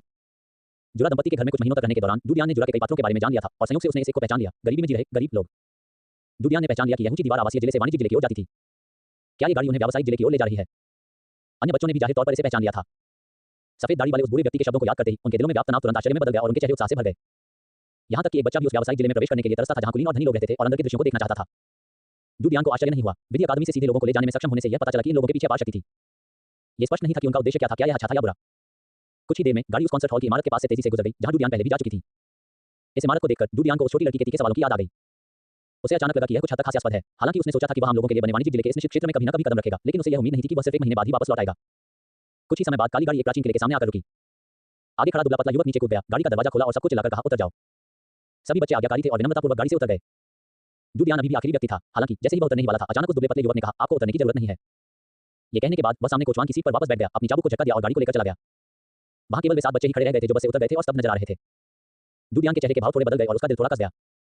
उसने पीछे के डिब्बे का पर्दा उठाया और बाहर देखा। उसने देखा कि 7 बच्चे धीरे धीरे दूर जा रहे हैं। उनके गायब होने से ठीक पहले काले सूट पहने एक अधेड़ उम्र का आदमी अचानक प्राचीन किले से बाहर निकला और बच्चों के पास आया। गाड़ी एक मोड़ पर मुड़ी, जिससे दृश्य अवरुद्ध हो गया। डूडियान ने अपनी निगाहें हटा लीं और खाली गाड़ी में अकेले बैठ गया। उसके दिमाग में विचारों का तेजी से मंथन हो रहा था। भाग जाओ, प्रतिरोध करना। स्पष्टतः दूसरे पक्ष की शक्ति को देखते हुए उसका वहां केवल वध किए जाने का ही स्थान था। कुछ ही देर में गाड़ी एक हवेली के सामने रुक गई। यह एक अत्यंत विशाल जागीर थी। बाहर सफेद रंग से रंगी हुई लकड़ी की बाड़ थी और अंदर का लॉन बेहद साफ सुथरा कटा हुआ था। इस समय कई माली लॉन में पानी डाल रहे थे। गाड़ी का दरवाजा खुल गया। दुबले पतले युवक ने गाड़ी में बैठे डूडियान को देखा। उसके आमतौर पर ठंडे रहने वाले चेहरे पर एक मुस्कान आ गई और उसने कहा, छोटे लड़के, तुम तो बड़े शांत हो। उसकी मुस्कान देखकर डूडियान थोड़ा अचंभित रह गई। उसके दिल का तनाव धीरे धीरे कम हुआ और उसने सीधे पूछा, क्या यह विकिरण किस तरह के कारण है? दुबला पतला युवक मानो बिल्कुल बदल गया था। उसके चेहरे पर मुस्कान थी और उसने कहा, काफी चालाक। बिल्कुल सही, ये सब बस जैसे तैसे पास हो रहे हैं। अगर ये ट्रेनिंग पास भी कर लेते हैं तो भी ये सिर्फ स्कवेंजर ही बन पाएंगे। जहां तक तुम्हारी बात है तो हमारे हंटर्स में शामिल होने की उम्मीद है। सफाई कर्मी, शिकारी, इन दोनों शब्दों को सुनकर डूडियान का दिल हिल गया। ये देखकर कि उस आदमी से बात करना अब आसान हो गया है, उसने पूछा, स्कवेंजर क्या होता है? पहले तुम नीचे उतर जाओ, फिर हम बात करेंगे। दुबले पतले युवक ने हाथ बढ़ाकर डूडियान को गाड़ी से नीचे उतरने में मदद की और उसे हवेली की ओर ले गया। चलते हुए उन्होंने कहा, दीवार के बाहर विकसित किए गए सुरक्षित क्षेत्रों में उपयोगी संसाधनों को खोजने की जिम्मेदारी कूड़ा बीनने वालों की है। दीवार के बाहर डूडियान को गहरा सदमा लगा। वे दीवार के बाहर काम कर रहे थे। सफेद दाढ़ी वाले बूढ़े व्यक्ति को यह बात स्पष्ट रूप से पता थी। उसने पहले कहा था कि दीवार के बाहर शैतानों और व्यक्तियों का राज है और उन्हें कभी बाहर नहीं जाना चाहिए। फिर भी पलक झपकते ही उसने उन्हें सौंप दिया और इसे सौभाग्य भी कहा। यह क्या बकवास है? हालांकि वह किसी भी शैतान में विश्वास नहीं करता था, लेकिन इसमें कोई संदेह नहीं था कि दीवार के बाहर का इलाका बेहद खतरनाक था। कम से कम हवा में विकिरण का स्तर दीवारों के भीतर की तुलना में कहीं अधिक था। रुको, विकिरण। डूडियान को अचानक ज्ञान प्राप्त हुआ और वह समझ गया। इसलिए इसमें कोई आश्चर्य नहीं कि उन्होंने शवभक्षी और शिकारी जीवों के बीच अंतर करने के लिए विकिरण मूल्यों का उपयोग किया। संभवतः दीवार के बाहर का वातावरण अत्यंत कठोर था और उसमें विकिरण का स्तर बहुत अधिक था। इसलिए जिन लोगों के शरीर में पहले से ही उच्च विकिरण स्तर था, वे दीवार के बाहर जाने के बाद आसानी से संतृप्ति स्तर तक पहुंच जाते। इसलिए उन्होंने केवल कम विकिरण स्तर वाले लोगों को ही जाने के लिए चुना। ये सोचकर वह चौंक गया। तो क्या ये तथाकथित शारीरिक परीक्षण वास्तव में उच्च अधिकारियों द्वारा आम लोगों के बीच कराया गया एक गुप्त मूल्यांकन था? अध्याय 10, हल्का शरीर। एक शिकारी के बारे में क्या? डूडियान ने पूछे बिना नहीं रह सका। क्या इसका मतलब दीवार के बाहर के खतरनाक इलाकों में जाना है? दीवार के बाहर किस तरह के खतरे हैं? जैसे ही उसने ये कहा, उसके मन में भयानक आकृतियां उभरने लगीं और उसका चेहरा पीला पड़ गया। सौभाग्य से उसकी त्वचा स्वाभाविक रूप से गोरी थी, इसलिए ये ज्यादा ध्यान देने योग्य नहीं था। तुम तो काफी होशियार हो, दुबले पतले युवक ने मुस्कुराते हुए कहा। ग्रेट वॉल के बाहर। फिनो, उसके बगल में खड़े एक अन्य युवक ने भौहें चढ़ाते हुए कहा, हमने अभी तक उसकी पहचान की पुष्टि नहीं की है, ज्यादा मत बोलो। फिनो नाम का दुबला पतला युवक अचंभित रह गया। उसने कंधे उठाए और कहा, इससे कोई फर्क नहीं पड़ता है ना? उसका विकिरण स्तर 0.8 स्केल का है, जो 1 से अधिक नहीं है। उसका हल्का काया होना लगभग तय है। जांच किए बिना निष्कर्ष पर मत पहुंचो, दूसरे युवक ने भौहें चढ़ाते हुए कहा। फिनो ने एक पल सोचा, फिर डूडियान की ओर देखकर कहा, मुझे परीक्षा पास करने तक इंतजार करना होगा, तभी मैं तुम्हें बता पाऊंगा। लेकिन तब तक कोई ना कोई तुम्हें ये सब बातें समझा देगा। उनकी बातचीत सुनकर डूडियान थोड़ा हैरान रह गया। हल्का शरीर, यह क्या होता है? तुम्हें अभी पता चल जाएगा, फिनो ने रहस्यमयी मुस्कान के साथ कहा। इसी क्षण तीनों हवेली में दाखिल हुए। पौधों को पानी दे रहे कई माली ने फिनो और उसके साथी को देखा और सम्मानपूर्वक प्रणाम किया। लॉन के बीचों बीच बने सफेद पत्थर के रास्ते पर चलते हुए तीनों महल के सामने पहुंचे। 10 मीटर ऊंचा विशाल द्वार धीरे धीरे खुला। फिनो डूडियान को अंदर ले गया, उसे एक मीनार तक ले गया और घुमावदार सीढ़ियों से ऊपर सबसे ऊपरी मंजिल पर स्थित एक अंधेरे कमरे में पहुंच गया। रास्ते में उन्हें कई सेवक दिखाई दिए। जब इन लोगों ने फिनो और उसके साथी को देखा तो वे सभी आदरपूर्वक मेरे स्वामी कहकर पुकारे। डूडियान ने अंधेरे कमरे का जायजा लिया। उसमें कोई खिड़की नहीं थी। हवा आने जाने के लिए जो एकमात्र छोटा सा छेद था, वह काले पर्दों से ढका हुआ था। शायद लंबे समय से सूरज की रोशनी न पड़ने के कारण कमरे की हवा काफी ठंडी थी, ठीक वैसे ही जैसे आपदा के मौसम की शुरुआत में तापमान होता है। कमरे के बीचों बीच एक अलग से रखा हुआ धातु का स्टैंड था, जो काले कपड़े से ढका हुआ था। फिनो आगे बढ़ा और उसे उठाया, जिससे एक चिकना क्रिस्टल बॉल दिखाई दिया। क्रिस्टल बॉल के नीचे से ठंडी सफेद हवा उठ रही थी। दरअसल वह बर्फ के टुकड़ों का ढेर था। इधर आओ, नन्हे से। फिनो ने अपने काले चमड़े के कवच के अंदर से एक तेज छोटी सी छुरी निकाली। डूडियान की ओर मुड़कर देखा और कहा, इधर आओ। उसके चेहरे पर अभी भी मुस्कान थी और कोई जानलेवा इरादा नहीं था। ये देखकर डूडियान धीरे धीरे आगे बढ़ा। पास पहुंचते ही उसने अचानक लगभग पारदर्शी क्रिस्टल बॉल के अंदर एक छोटा बिल्कुल सफेद कीड़ा देखा। अगर ध्यान से न देखा जाए तो उसे देखना लगभग नामुमकिन था। यह एक लाइट वम्प है जिसे ठंडे वातावरण में रहना पसंद है। फिनो मुस्कुराते हुए बोला, अगर तुम्हारा शरीर हल्का है तो ये तुम्हारा खून नहीं पिएगा। इतना कहकर उसने डूडियान का छोटा हाथ पकड़ा और उसे क्रिस्टल बॉल के ऊपर घुमाया। उसके ऊपर एक छोटा सा गोल छेद था। क्रिस्टल बॉल असल में एक पात्र था। तलवार के वार से डूडियान को अपनी उंगली में हल्का दर्द महसूस हुआ।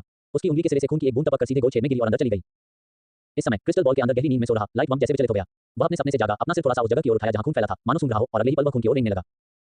ये दृश्य देखकर फिनो के चेहरे के भाव बदल गए और दूसरा युवक भी भौहें चढ़ा बैठा। डूडियान को फिनो के पहले कहे शब्द याद आए और उसका दिल बैठ गया। उसने देखा कि लाइट वम्प तेजी से खून की ओर रेंग रहा है। तुरंत बाद उसका शरीर स्पंज की तरह खून सोखने लगा। उसके छोटे से सफेद शरीर पर हल्की सी लालिमा छा गई, लेकिन ये लालिमा जल्दी ही गायब हो गई और वह फिर से सफेद हो गया। यह असंभव है, फिनो ने भौहें चढ़ाकर बुदबुदाया। क्या ये बहुत लंबे समय तक खाना न खाने के कारण अत्यधिक भूख हो सकती है?